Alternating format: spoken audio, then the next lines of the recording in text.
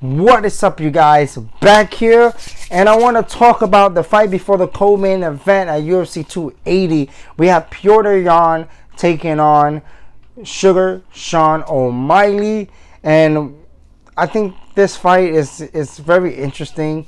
It's a big test for Sean O'Malley, and we're gonna see a lot from Sean O'Malley in this fight because Petr Yan obviously is no slouch, and yeah, man, before I get started, make sure to please hit the subscribe, ring that bell. Really would appreciate it.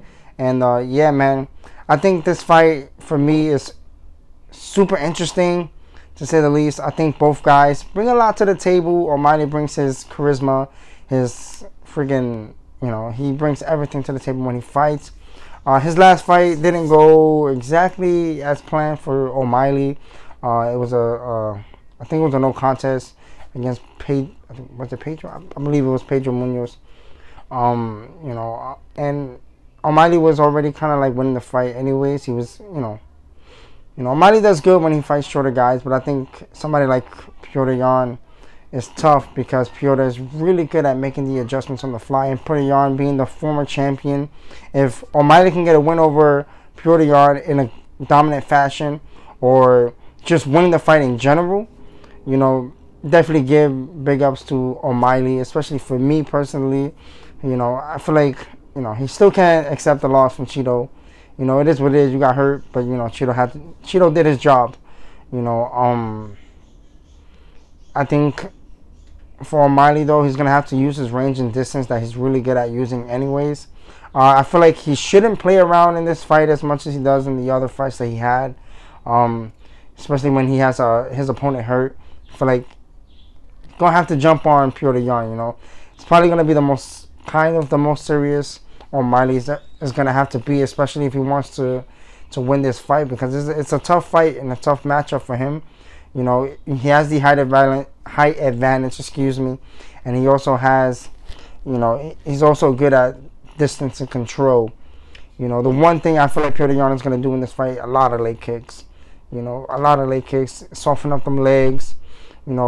Try to get O'Malley to stay right in front of him so he can go and maybe work the wrestling and with the striking, but I definitely think power advantage.